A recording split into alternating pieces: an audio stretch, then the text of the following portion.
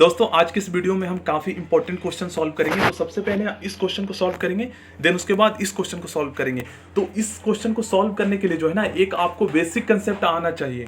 Guys मैंने जो आपको कंसेप्ट सिखाने के लिए बोला है वो कंसेप्ट जो है ना, इस क्वेश्चन को सॉल्व करके आपको आएगा। अब आप सोच रहे होंगे 4 का वर्गमूल तो 2 होता है, तो ये तो मुझे आता है, बट गाइस यहाँ पे देखिए कहीं पे ऑप्शन है नहीं है ना, तो इस तरीके से भी क्वेश्चन आ सकता है। तो इसको सॉल्व करने के बाद जो है ना, उस क्वेश्चन को सॉल्व कर पाएंगे। तो आखिर गाइस इसका आंसर क्या होगा? 4 का वर्गमूल सबसे पहले हम निकालते हैं सिंपल तरीके से, ठीक है। 2 × 2 लिख सकते हैं ना 4 को, 4 का वर्गमूल।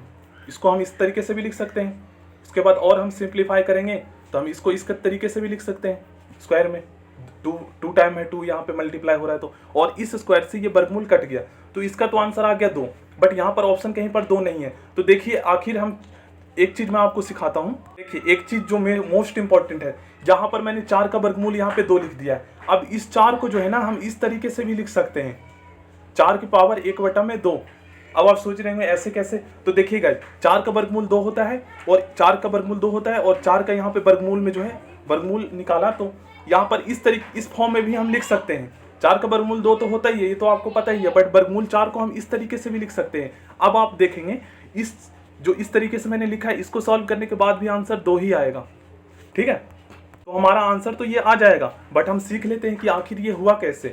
तो देखिए वर्गमूल 4 को जो है हम इस तरीके से भी लिख सकते हैं, ये भी हमारा आंसर होगा। अब इसको हम सॉल्व करके देखते हैं, आपका आंसर जो है ना 2 ही आएगा, क्योंकि 4 का वर्गमूल 2 होता है। अब देखिए 4 को हम इस तरीके से लिख सकते हैं ना, 4 को 2 × 2 लिख सकते हैं, और यहाँ पर जो है ब्रैकेट में हम कर देंगे, और इसका पावर जो है, इसकी घात जो है 1/2 है। अब देखिए इसको क्या करना है, 2 को हम 2 का स्क्वायर में भी तो लिख सकते हैं ना, 2 टाइम है तो, और इसकी पावर जो है 1/2 है, ठीक है। और इसके नीचे 1 छुपा हुआ है, तो 2 से ये 2 कट गया, तो हमारा आंसर आ गया 2। सीख गया ना बेसिक कंसेप्ट। गाइस इसको याद रखिएगा, जब हम 4 को जो है 4 की पावर 1/2 लिख सकते हैं, तो वर्गमूल 2 को भी तो हम ऐसे लिख सकते हैं, 2 की पावर 1/2 लिख सकते हैं, बिल्कुल। सो गाइस ये वही क्वेश्चन है। तो चलिए इसको मैंने जो है ना 2 तरीके मैं आपको बताऊंगा सॉल्व करने के। पहला तरीका सबसे शॉर्टकट तरीका है। सबसे पहले देखिए मैंने आपको बेसिक कंसेप्ट सिखा रखा है, वर्गमूल 3n यहाँ पर हो गया और 81 है यहाँ पर। तो 81 को जो है ना 3 के स्क्वायर या वर्ग या घनमूल के फॉर्म में जो है इसको तोड़िए, ठीक है ना, ठीक है ना। 3 के स्क्वायर घनमूल के फॉर्म में जो है हम इसे तोड़ेंगे। तो देखिए इसको हम फैक्टर कर लेते हैं 81 को। तो 81 को गाइस देखिए आप जो है इस तरीके से कर सकते हैं फैक्टर, 27 × 81, ठीक है, 9 × 27, 3 × 9 और 3 × 3। तो 3 को आप 4 टाइम मल्टीप्लाई करेंगे, ठीक है। तो क्या होता है उसमें जो है ना, जब हम मल्टीप्लाई करते हैं और हमारा आधार सेम होता है तो इसकी घातें जुड़ जाती है, तो 1 2 3 4, तो 3 की पावर 4 भी हम लिख सकते हैं, ठीक है। तो हमारा सिंप्लीफाई मतलब कि फैक्टर कर दिया हमने। अब देखिए वर्गमूल हमारा 3n है, और यहाँ पर जो है हम 81 को जो है 3 की पावर 4 लिख सकते हैं, ठीक है, 3 की पावर 4 लिख सकते हैं। अब देखिए एक चीज जो मैंने बेसिक कंसेप्ट आपको सिखा रखा है, ये जो यहाँ पे वर्गमूल है, इधर जाके ये वर्गमूल का साइन स्क्वायर में चेंज हो जाएगा, ये हट चुका है, ठीक है, ठीक है गाइस। जब हमारा 3 यहाँ से हट गया और n यहाँ पे रहेगा, वर्गमूल हमारा हट गया है, ठीक है, सॉरी हमारा वर्गमूल यहाँ से हट गया है, और 3 की पावर हमारा 4 था, क्योंकि 81 को हम इस फॉर्म में लिखे थे, और हमारा जब वर्गमूल हट गया तो इधर जाके क्या होता है, स्क्वायर में लग जाता है, ठीक है। तो अब इसको जो है इससे हम मल्टीप्लाई कर देंगे, तो 3 की जो पावर है, 3 की जो घात है वो 8 हो जाएगा, ठीक है। तो 3n और 3 की पावर जो है 8 हो जाएगा, क्योंकि 4 दूनी 8 हमने मल्टीप्लाई करे। अब इससे इसको काट दीजिए और n की जो है n की वैल्यू हमारा 8 आ जाएगा, तो ये हमारा आंसर हो जाएगा। तो गाइस दूसरा तरीका सीखिए, इसी क्वेश्चन को सॉल्व करने के दूसरा तरीका। तो देखिए मैंने आपको सिखाया था कि वर्गमूल 4 को हम इस फॉर्म में भी लिख सकते हैं, 4 की पावर 1/2, ठीक है। तो इसी प्रकार जो है ना हम 3 को उसी फॉर्म में लिखेंगे, 4 का मैंने कंसेप्ट सिखाया, तो 3 को हम ऐसे भी तो लिख सकते हैं ना, 1/2 लिख सकते हैं। तो ये n जो है ना इससे मल्टीप्लाई हो जाएगा, क्योंकि n के नीचे 1 छुपा हुआ है, तो n को हम 1 से मल्टीप्लाई करेंगे तो हमारा n आएगा n/2, ठीक है। इस तरीके से हम लिख सकते हैं n/2। अब हमारा 81 को भी इसी फॉर्म में हमें चेंज करना है, तो 3 की पावर 4 हम ये तो जानते ही हैं। अब देखिए हमें क्या करना है, अब आप चाहें तो जो है ना इसको इससे काट दीजिए, अब हमारा पावर बचता है, तो इसको आप सॉल्व कर देते हैं, ठीक है। n/2 इक्वल टू यहाँ पे 4 आ गया, इसके नीचे 1 है, क्रॉस मल्टीप्लाई कर दीजिए, n = 8, हमारा आंसर आ जाएगा ये वाला, ठीक है, सी। चलिए तो अब हम इस क्वेश्चन को सॉल्व करते हैं। तो इससे पहले एक और बेसिक कंसेप्ट सीख लीजिए। देखिए घनमूल 8 जो है ना, ये इसको हम इस तरीके से भी लिख सकते हैं,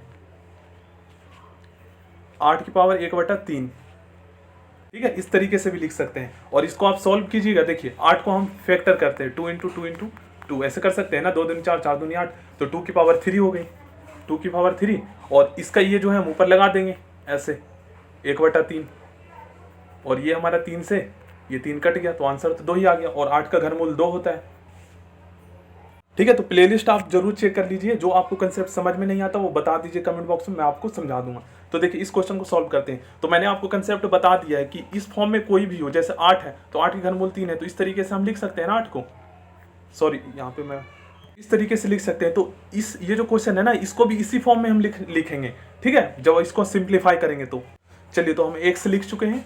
अब हम इसकी पावर जो है ना हम लिख देते हैं यहाँ पर, x की पावर यहाँ पर जो है अंदर में -3/5 है। और अब हम चेंज कैसे करेंगे, जो मैंने आपको कंसेप्ट बताया है उसी प्रकार में। तो अब इसको हम कैसे लिखेंगे, 1/5 लिख सकते हैं ना इसको, इसके पावर 1/5 लिख सकते हैं, जैसे मैंने आपको बताया था। 8 के घनमूल को ऐसे भी हम लिख सकते हैं 8 की पावर 1/3। तो इसी प्रकार जो है x की पावर 1/5 लिख सकते हैं, क्योंकि ये तो पावर है तो पहले से, तो इसको तो लिखना ही पड़ेगा। अब देखिए कितना आसान तरीके से ये सॉल्व होता है हमारा क्वेश्चन। अब इसको इससे मल्टीप्लाई कर दीजिए, ठीक है, और यहाँ पे माइनस वाला है तो ऊपर माइनस लगा दीजिए, -3/25।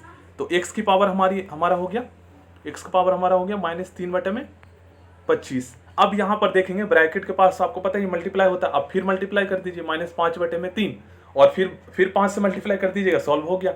अब देखिए 25 या 75 और 5 या 15, ये इस माइनस से इस माइनस कट गया, जब मल्टीप्लाई होता है तो कट जाता है। तो 5 या 15 हो गया, 15/75। तो x की पावर 15/75, 15/75 और मल्टीप्लाई में, और फिर 5 से हम मल्टीप्लाई कर देते हैं, इसके नीचे एक छुपा हुआ है। अब इसको काट दीजिए, 5 और इससे कटेंगे तो 15/75, 15 आया और 15 से 15 कट गया, तो x की पावर 1। ठीक है, तो एक जो है छुपा हुआ होता है, तो हमारा ऑप्शन हो जाएगा सी आंसर। ठीक है, ये आप ही देखिए कितना टफ लग रहा था, कितना डिफिकल्ट लग रहा था ये क्वेश्चन, बट मैंने बेसिक्स आपको समझाया तो आपको समझ में आ गया। तो इसलिए जरूर आप ध्यान दीजिए, मतलब कि जो बेसिक कंसेप्ट मैं समझाता हूँ उस पर। ठीक है, चैनल को सब्सक्राइब करके बेल आइकन को प्रेस कर लीजिएगा। नेक्स्ट वीडियो में और इंपॉर्टेंट क्वेश्चन करेंगे, तो मैं क्वेश्चन आपको करवाऊंगा, प्लेलिस्ट चेक कर लीजिए।